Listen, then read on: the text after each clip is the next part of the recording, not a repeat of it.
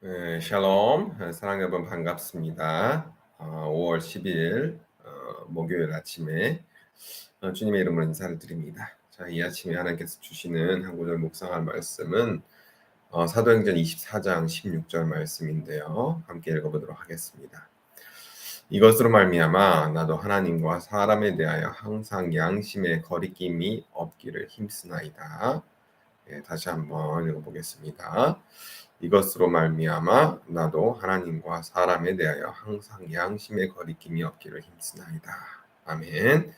자, 이 말씀을 가지고 거리낌 없는 양심으로 살게 하소서라는 제목으로 잠시 말씀을 묵상해 보도록 하겠습니다.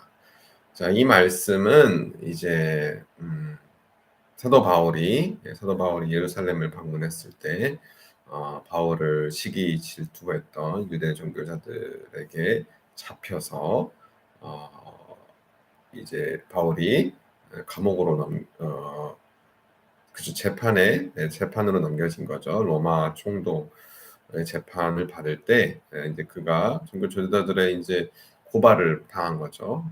이 사람이 그 사람들의 백성들의 선동하고 백성들을 이제 어, 부추겨서 이제 반역을 꾀합니다. 뭐 이런 제목으로 이제 바울을 이제 고발을 해서 이제 재판에 붙여지게 됐는데 바울이 이제 총독 앞에서 자신을 재판하는 총독 앞에서 이렇게 담대하게 고백을 하는 것입니다.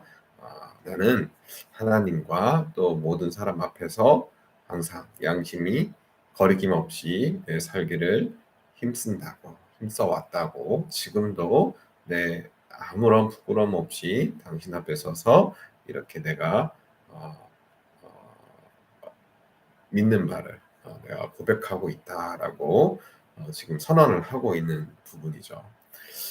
굉장히 중요한 고백입니다. 왜냐하면 우리가 예수 그리스도를 우리가 주로 고백하고 삶의 주인으로 영접을 정말 했다면 그것이 우리의 생각과 마음을 우리 주님의 생각과 마음으로 이렇게 변해가게끔 하는 것이 굉장히 중요한 것이기 때문입니다. 하나님께서는 우리에게 선한 양심을 주셨어요. 그리고 우리 양심이 만약에 하나님의 뜻에 따른다면 그 양심이 우리가 주님 보시기에 거리낌이 없어야 되는 거거든요. 그리고 정말 주님을 믿는다면 세상을 살아가면서도 하나님 앞에서 또 사람들 앞에서 또 떳떳하게 살아가는 것이 가장 바람직한 삶의 자세이기 때문입니다.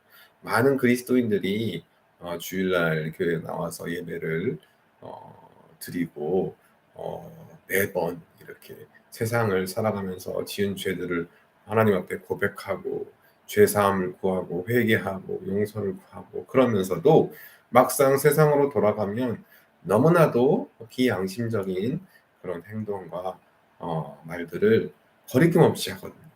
양심적인 말을 하면서 또 양심적인 행동을 하면서 살아가는 것이 아니라 오히려 세상 사람들보다도 못한 그런 양심을 가지고 살아가는 것입니다. 그런 경우들이 종종 있다는 것이죠. 뭐 교통법규를 아무 생각 없이 그냥 어기면 산다든지, 쓰레기를 길거리에 버리면서도 아무런 양심의 가책을 느끼지 않는다든지, 다른 사람을 향해서 타인을 향해서 비난과 또 비판, 수군거림 이러한 것들 사실 성경에도 그렇게 하지 말라고 거듭 말씀하고 있는데 그러한 것들을 서슴지 않고 행하면서 아무런 양심의 거리낌 없이 살아가고 거짓말을 정말 밥 먹듯이 하면서도 그러면서 자기 스스로를 그리스도인이라고 믿고 살아가는 것. 이 모든 것들이 참 모순된 상황이라는 것입니다. 그런데 우리가 정말 양심을 정말 잘 지키는 것이 얼마나 중요하냐면 사도 바울이 로마서 1장 13절에서 15절에 이런 이야기를 합니다. 하나님 앞에서는 율법을 듣는 자가 의인이 아니고 오직 율법을 행하는 자라 의롭다 여김을 받을 것이니 율법이 없는 이방인이 본성으로 율법의 일을 행하면 이 사람은 율법이 없어도 자기가 자기에게 율법이 되나니 이러한 이들은 그 양심이 증거가 되어 그 생각들이 서로 혹은 고발하며 혹은 변명하여 그 마음에 새긴 율법의 행위를 나타내느니라. 자, 이게 무슨 말씀이냐면요. 굉장히 중요한 말씀이거든요. 어, 예수 그리스도는 말씀이 육신이 되어 이 땅 가운데 오신 분이죠. 그래서 그 말씀 자체이신 분입니다. 그래서 예수님을 알면 예수님이 곧 말씀을 선포해 줄 뿐만 아니라 이 말씀을 살아내신 분이라는 거죠. 그러니까 율법을 안다라는 것은 곧 그 율법대로 삶을 사는 건 예수님처럼 산다는 거죠. 예수님이 그렇게 사셨으니까. 그러면은 만약에 우리가 정말 주님을 우리 마음 가운데 모셨다면 주님처럼 살아야 되고, 그 주님처럼 산다는 것은 율법을 지키는 삶이기 때문에 양심적인 삶을 살아갈 수밖에 없다라는 거죠.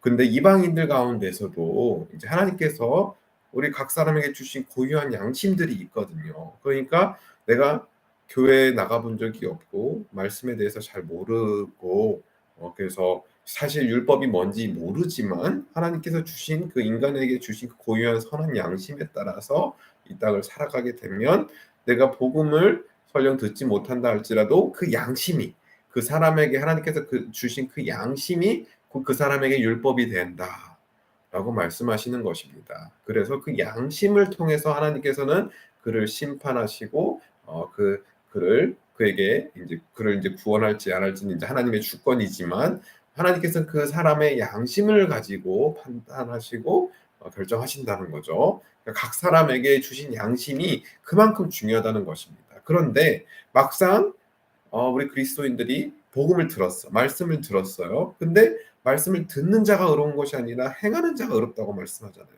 말씀을 듣긴 들었는데 그 말씀을 내가 지키면서 살아가지 않아. 한마디로 내 양심을 거리끼면서 살아가고 오히려 양심대로 사는 것이 아니라 양심이 없이 살아간다. 그것은 내가 예수 그리스도 그 율법이 내 삶을 주관하고 있는 것이 아니에요. 그러면은 우리가 하나님 앞에 이제 설 때 그러면 어떠한 하나님께서 어떠한 판결을 우리에게 내려주시겠습니까? 율법을 듣지 못한 예수 그리스도 복음을 접하지 못한 사람보다도 못한 양심으로 이 세상을 살아갔다.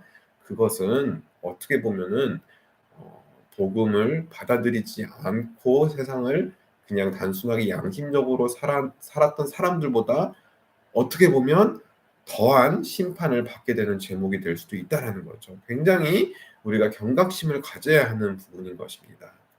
우리가 정말로 예수님을 영접하고 주님이 내 삶의 주인이 되시고 믿음으로 살아간다면 주께서 주시는 양심, 그 양심을 잘 지키면서 살아가는 것, 그것이 정말 중요합니다. 하나님 앞에서 양심을 지키는 것은 결국 하나님의 말씀대로 사는 것이고 그 말씀대로 이 땅을 살아가다 보면은 세상 사람들 앞에서도 정말 양심에 거리끼는 행동은 하지 않게 된다는 거죠. 그것이 참된 그리스도인의 삶의 모습이고 자세이어야 한다는 것입니다. 오늘 말씀을 통해서 정말 귀한 그리고 굉장히 우리에게 경종을 울리는 그런 귀한 말씀을 함께 나눴는데요.